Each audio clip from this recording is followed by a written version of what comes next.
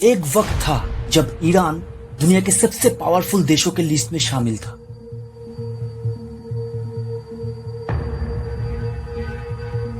दुनिया की 5th largest military power.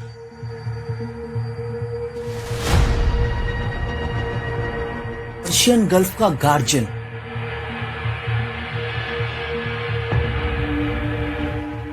Oil का प्राइस बढ़ेगा या घटेगा, ये डिसाइड करता था ईरान के किंग। सिर्फ इतना ही नहीं, वर्ल्ड के टॉप लीडर्स डेली बेसिस पर तेहरान आते थे और अपनी सिक्योरिटी के लिए ईरान पर डिपेंड करते थे। आज वही ईरान इकोनॉमिकली दुनिया के 38th पोजीशन पर है। एक टाइम का दोस्त अमेरिका आज उसका सबसे बड़ा दुश्मन है।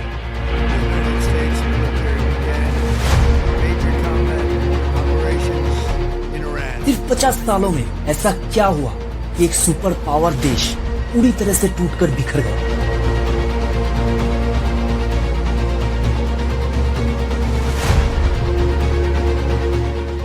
तो guys, let's dive into the complete story of Iran's downfall.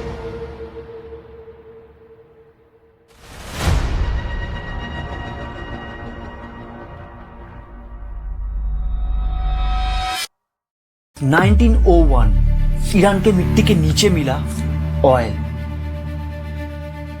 और उसी दिन से शुरू हो गया फॉरेन पावर्स का इंटरेस्ट। ब्रिटेन ने विलियम नॉक्स डार्सी को भेजा इन्वेस्टमेंट के नाम पर ऑयल पर कंट्रोल लेने के लिए। उस वक्त के शाह मुजफ्फर अल दिन कजर एक डील साइन करता है।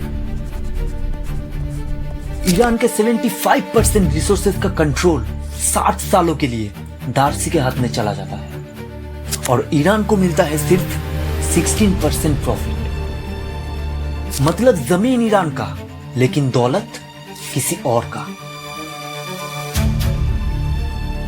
ईरान के लोग इस मनमानी को बर्दाश्त नहीं कर पा रहे थे। उन लोगों की एक ही डिमांड थी, हमें पार्लियामेंट चाहिए। लाखों लोग सड़कों पर उतर आए। 1906 शाह मजबूर हो जाता है और ईरान बन जाता है कॉन्स्टिट्यूशनल मोनार्की। एक नए एरा की शुरुआत होती है। प्राइम मिनिस्टर को भी अपॉइंट किया जाता है और शाह की पावर कम होने लगती है। कुछ वक्त के लिए ईरान पूरी तरह से मॉडर्न और स्टेबल कंट्री हो गया था, लेकिन यह स्टेबिलिटी ज्यादा दिन तक नहीं टिकती। 1907 शाह की डेथ हो जाती है।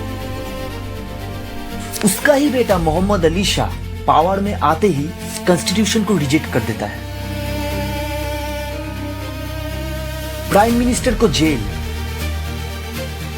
और ईरान वापस डिक्टेटरशिप की तरफ, क्योंकि उनके पीछे सपोर्ट था ब्रिटेन और रशिया का। ईरान के लोग पहले से ही फॉरेन इंटरफेरेंस से काफी ज्यादा परेशान थे और फिर से अली शाह के खिलाफ लोग प्रोटेस्ट करने लगते हैं। तेहरान की सड़क लाखों लोगों से भर गया। लोगों की आवाज में इतना दम था कि शाह को मजबूरन गद्दी छोड़ना पड़ा, लेकिन सिस्टम फिर भी नहीं बदला। फिर से लोगों ने उसी की बेटे अहमद शाह को किंग बनाया। –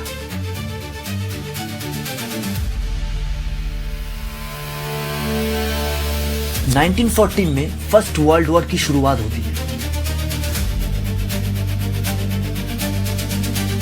ब्रिटेन और रशिया भी इस वॉर में शामिल था और जर्मनी में हिटलर के खिलाफ लड़ रहा था। 5 सालों बाद 1919 में वॉर खत्म होते ही ब्रिटेन की जीत होती है,